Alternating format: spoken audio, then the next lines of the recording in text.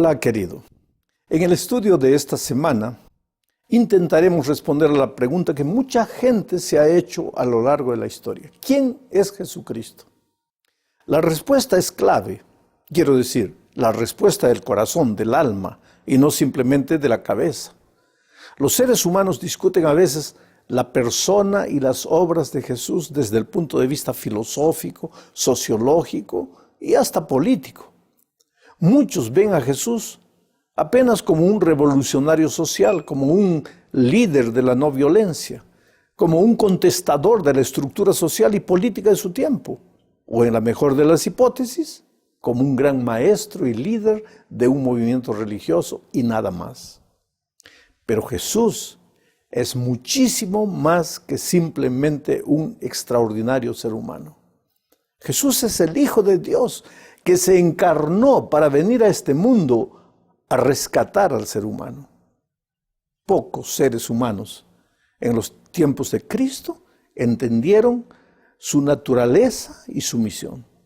Se escandalizaban cuando Él afirmaba ser el Hijo de Dios. El propio Juan Bautista, precursor del Mesías, en cierta ocasión llegó a dudar en algún momento de la naturaleza de Cristo. Lucas 7, 18 al 22, por ejemplo, dice lo siguiente.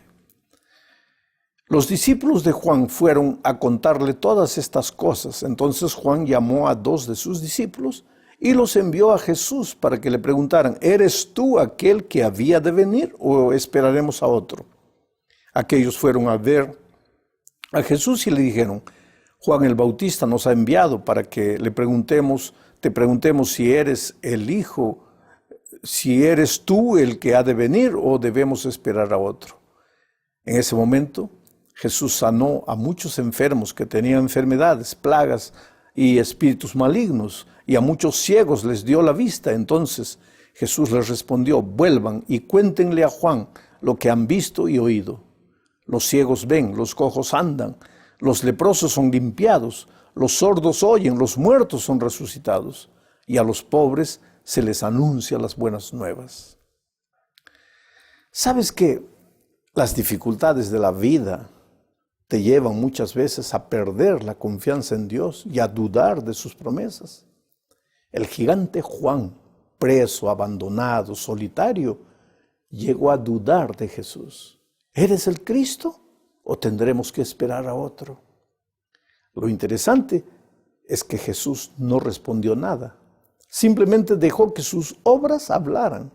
Operó milagros y les dijo a los discípulos de Juan que fueran y le contaran a Juan lo que habían visto.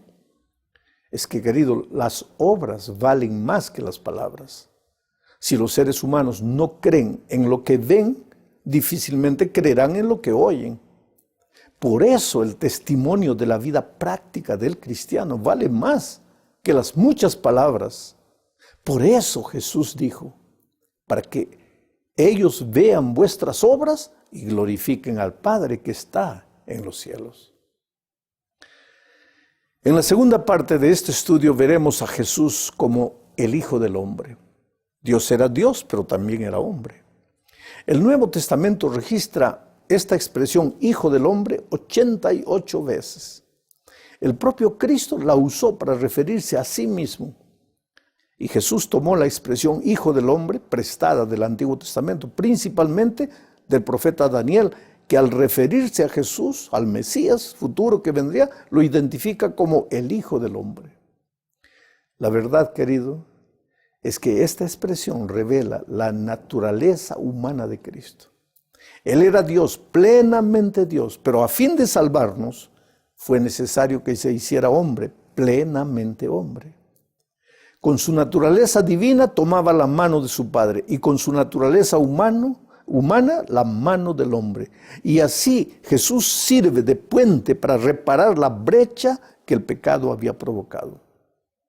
Sin embargo, el hecho de que Jesús era el Hijo del Hombre no se refería a un tipo de dependencia del Padre como la nuestra.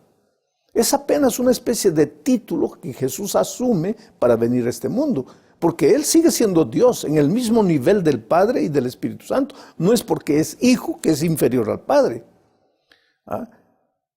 Las tres personas forman parte del único Dios. Esto es parte del misterio de la salvación. ¿Cómo Dios se hizo hombre? Ser humano ninguno jamás será capaz de entender. Solo nos resta aceptar y creer que el Hijo de Dios se hizo Hijo del hombre para alcanzarnos en nuestra situación de miseria y salvarnos. Pero Jesús no era llamado solo el Hijo del hombre. También le llamaban el Hijo de Dios. Y lo era. Era completamente hombre y completamente Dios. Lucas 9, 18 al 20 registra un incidente que muestra este aspecto de la naturaleza de Cristo. Vaya, voy a leer. Un día, mientras Jesús se apartó para orar, les preguntó a los discípulos que estaban con él: ¿quién dice la gente que soy yo? Ellos respondieron: unos dicen que eres Juan el Bautista, otros que Elías y otros más que eres alguno de los antiguos profetas que ha resucitado. Entonces les preguntó: ¿y ustedes quién dicen que soy? Y Pedro le respondió: tú eres el Cristo de Dios. Mira, Jesús estaba orando. Sus discípulos estaban con él y de repente les hizo la pregunta que todos nosotros debemos responder un día: ¿quién dice la gente que soy yo? En ese momento los discípulos no estaban preocupados con la identidad de Jesús. La iniciativa fue de Jesús porque él quería enseñarles que la verdadera fe no se construye en valores humanos y pasajeros. Solo un Dios eterno podría salvar al hombre. La respuesta de los discípulos fue interesante. Unos dijeron: Juan el Bautista, Elías, alguno de los profetas del Antiguo Testamento que ha resucitado. Y ustedes, dijo Jesús, ¿quién dicen que soy yo? Entonces Pedro se adelantó y en una respuesta inspirada dijo: tú eres el Cristo de Dios. Jesús aceptó la respuesta de Pedro. Él era el Hijo de Dios, el propio Dios, el Cristo sufridor que había venido al mundo a morir por el pecador. Pero les recomendó que no dijeran eso a nadie. ¿Por qué? Es que todavía no era el tiempo para proclamar esta verdad a la gente, menos a los líderes de la nación. ¿Por qué guardar silencio? Por causa del sufrimiento que estaba por delante de él, de su muerte. No debían hacer nada que alterara el plan divino, ni en cuanto a los hechos, ni en cuanto al tiempo. El Hijo del Hombre, les dijo, tiene que sufrir muchas cosas y ser rechazado por los ancianos, por los jefes de los sacerdotes y por los maestros de la ley. Además, es necesario que lo maten y que al tercer día resucite. Quiere decir, todo a su debido tiempo y en armonía con los designios divinos. Sin embargo, la declaración de Pedro había sido inspirada y revelaba la naturaleza divina de Jesús. Jesús no era solo el Hijo de Dios, no era apenas el Cristo, era el propio Dios, creador de los cielos y de la tierra.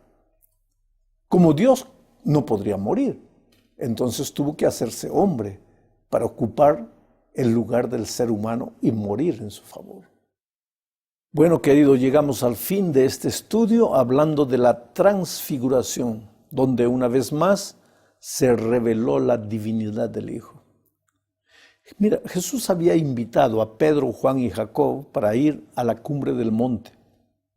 ¿Cuál era el objetivo? Pues orar. A menudo Jesús se apartaba para orar, casi siempre solo, pero en esta oportunidad tenía dos importantes asuntos que transmitir a sus discípulos. Primero, la necesidad de que ellos siempre oraran. Ellos ya sabían que se venía una crisis, no para Jesús, sino para los discípulos. Ellos aún no comprendían claramente la necesidad del sufrimiento de Cristo. Necesitaban aprender que en los momentos difíciles lo mejor es conversar con Dios. En segundo lugar, la otra lección que ellos necesitaban aprender, Jesús quería transmitirles seguridad absoluta. Entonces, mientras oraba, dice Lucas, Su rostro se transfiguró, su ropa se tornó blanca y radiante, y aparecieron dos personajes, Moisés y Elías. Inmediatamente comenzaron una conversación con Jesús. Los discípulos dormían, pero se despertaron asombrados. Vieron la gloria de Jesús que rodeaba también a los otros dos personajes. La conversación que mantenían con Jesús giraba en torno al tema que también preocupaba a los discípulos, la partida de Jesús que ocurriría en Jerusalén.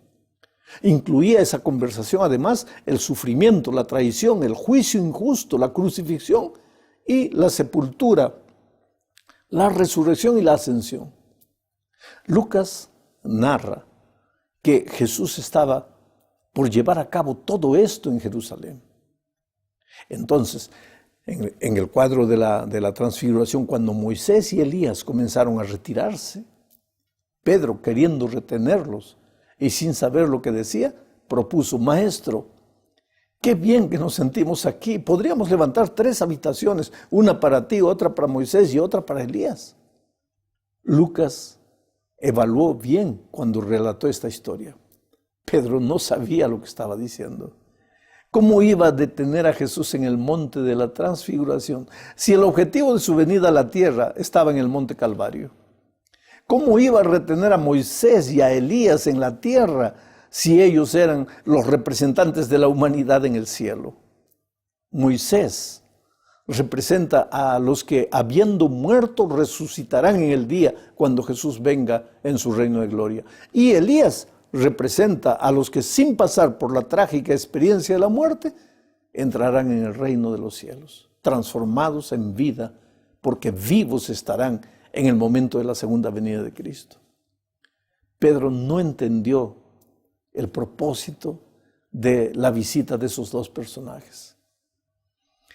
Confortar a Jesús, animándolo, y seguir adelante con sus planes, y transmitir seguridad a los discípulos para que confiaran en los planes de Jesús y para que cuando llegara el momento de la crisis no sucumbieran.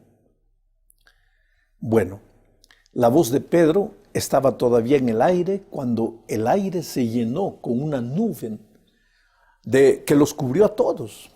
Todo se llenó de luz para que Jesús, Elías y Moisés fueran claramente visibles para los discípulos.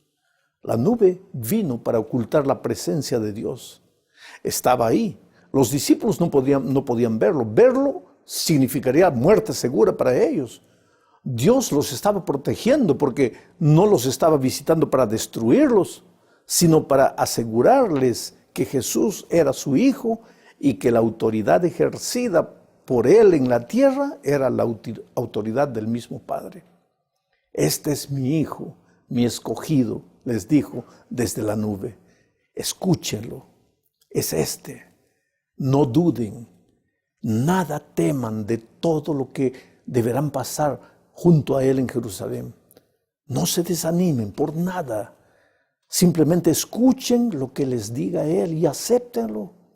Todo saldrá bien. Además, no olviden, yo estoy con Él y con ustedes. ¿A quiénes temerán? Los acompañaré siempre. ¿De quién habrán de atemorizarse? Yo los conduciré.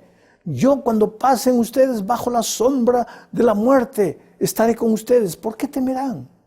Nunca vacilen, crean. Y aunque nada esté claro, y continúen creyendo, sigan creyendo. Sigan siempre adelante, confíen en mí, pues así serán fieles y justos y salvos. La voz se extinguió.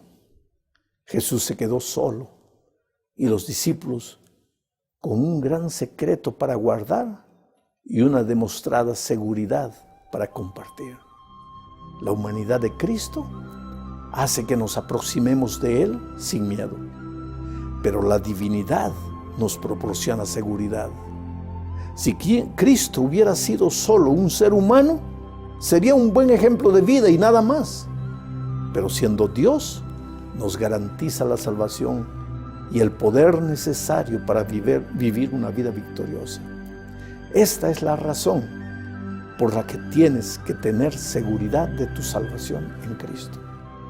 Él murió para salvarte. todos tus pecados fueron depositados sobre Él en la cruz del Calvario. Ya no tienes por qué sufrir.